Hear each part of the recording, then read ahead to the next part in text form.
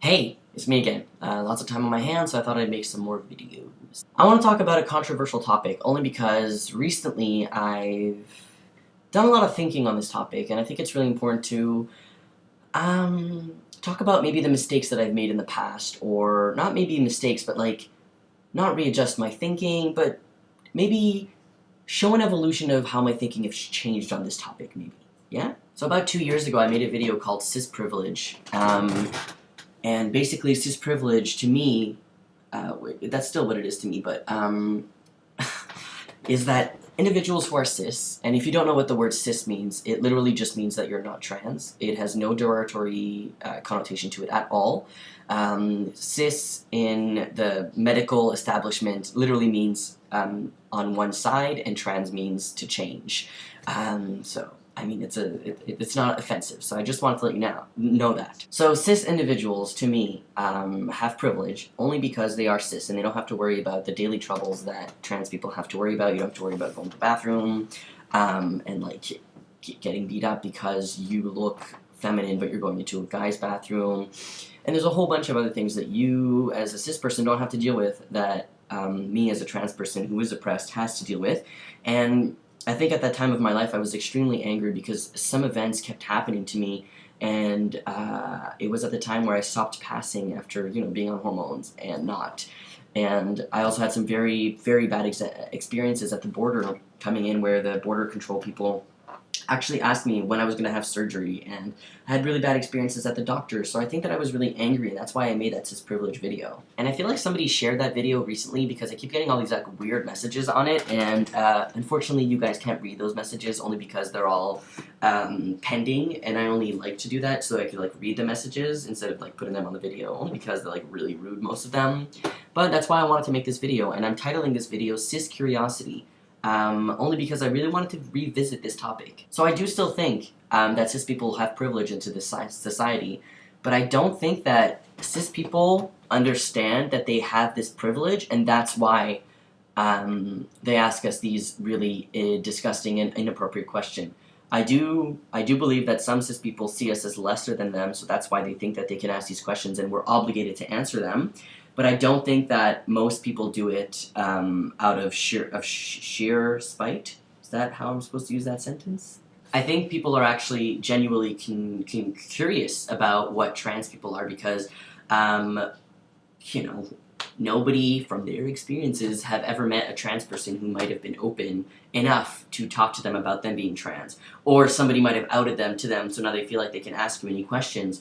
And although I think it's the most, dehumanizing, most inappropriate thing you could ever do to a trans person is to be like, yo, how's the surgery feel? How does it feel to have a dick now? I can't help to think that it is really curiosity that gets people to ask these questions and not think about why they're asking these questions in the first place.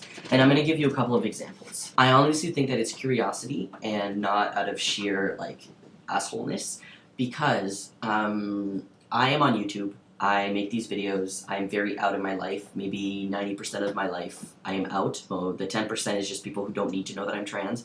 And I'm an advocate, right? Like I fight for trans rights. I make videos. I make information. I make information because I'm that good. So to me, when somebody knows that I'm trans, if I slide it in there and they ask me a question that's like, why are you orange? Why am I always orange? They ask me a question like, what's it like to be trans? Or what's it like to have a penis? Or have you had the surgery yet? Or what was your name before?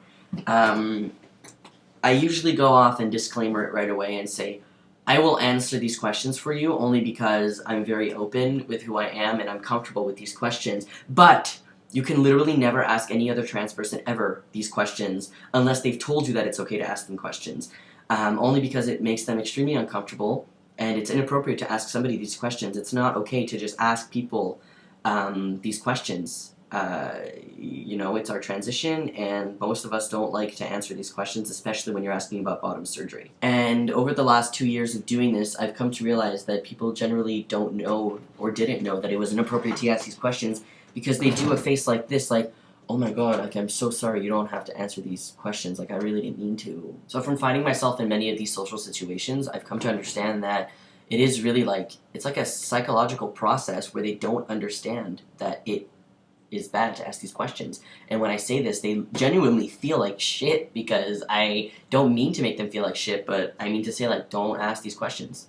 But because I'm like an information sponge, or no, not a sponge. What's something that like spews out? Like a push? I'm like an information fantastic thing where like I can like push it and my information comes out. This is the worst analogy I've ever made in my entire life. But there is one question that I will absolutely never answer, and that is what my birth name is. And this is the part of the video where I kind of really work onto my old cis privilege video, because I understand that you're asking me these questions, and I'm very glad that you understand that it's inappropriate for you to ask these questions after I tell you. But when somebody says, oh, what's your birth name? And I say, oh, no, I don't tell anybody. And they say, why? And I say, because people usually associate my birth name with me, and some people slip up after I tell them, even if they did not know I was trans before I even met them. And that is the most disgusting thing, dehumanizing thing. It's disgusting to me, and I really don't like it. And I don't like to say that word out loud because it's a dirty word in my mouth, my birth name. I don't like it at all. I cringe when people say it to other people, or when it's on TV. I can't do it. And then they say, no, come on, like really, just tell me. I won't tell anybody, I promise. I'm sorry, you're not, that, to me, that right there, you're a fucking asshole. And I'm sorry to use big words, but if I'm telling you not to ask me those questions, and then you keep going on, please see my cis privilege video. There's such a thing as curiosity, and then there's such a thing as being disrespectful. And if you're going to continue asking me these questions, it's going to be completely disrespectful. And I've never not answered a question except that one. I will answer a question about how I came out, my past, how my relationship is with my parents, if I've had bottom surgery or not, if I plan on it, information on bottom surgeries, how I feel about top surgery. I will even answer questions about sex. And if you ask me how I have sex, I'm going to ask you how you have sex. Honestly, if these people want some more information about trans people and I didn't provide enough for them, which I usually feel like I provided enough information, I never tell anybody to Google it. I want you to do a little social experiment. If you Google transgender, you'll probably get some really disgusting news articles about a trans woman, and then they'll put her birth name and then refer to her as he, which to me is the most dehumanizing thing in the entire world that you can do to a trans person. And then being subject of the news and tearing your life apart and misgendering you is disgusting. So I think that Googling trans things are probably one of the worst ideas if you don't know how to look properly. So what I usually tell people is go watch some YouTube videos. There's about, what, like $5,000 to $10,000, 5 to 10,000 trans guys. Imagine if we had that much money, though, each, on YouTube, that you can get some really great information.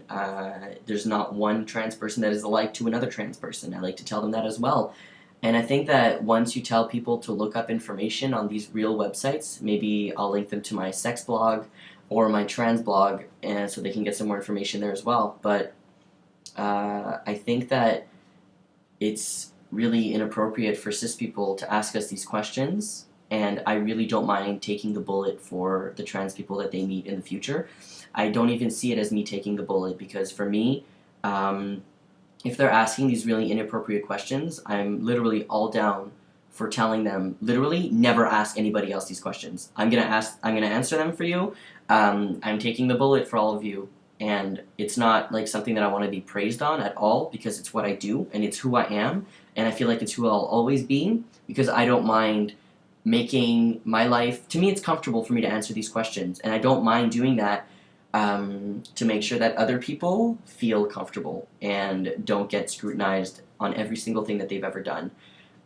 Yeah. One of the questions that like confuses me is why did you transition if you like men? I've heard this a lot, like, because gender and sexuality are completely different things, and you could literally just ask the person, oh, well, I mean, if you're a guy and you like women, why aren't you gay? You know, like, you can just flip it up on them and stuff like that. Even at the doctor's office, it's curiosity. If I'm going in for a flu or for an ear infection and you're asking me if I've had bottom surgery, literally has nothing to do with me being trans, and you're asking about me having bottom surgery, I get that you might not have a lot of knowledge because medical school doesn't really talk to you about trans things, which really sucks.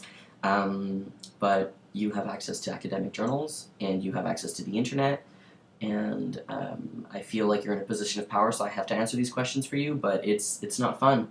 And I want to facilitate some like workshops for people in the medical industry so that they can understand that certain things don't have to do at all with me being trans. Like, how did you break your foot? Is it because you had surgery? No, I'm kidding. It's not that bad, but it's bad.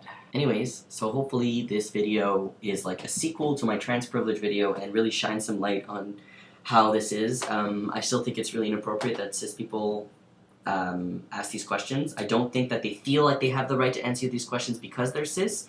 I think that they just want to ask these questions because they don't think about what they're saying while they're saying it. And I think that because they've never met a trans person that they know of, that they feel like they need to ask questions to the first trans person that's out and they meet. And I don't like that at all. And maybe we should like start a campaign like don't ask trans people questions. If they don't tell you it's okay campaign. But for right now, let's just deal with this stupid curiosity and understand that some people just need to ask these questions, and it's inappropriate, but, you know, refer them to YouTube. Have a great week.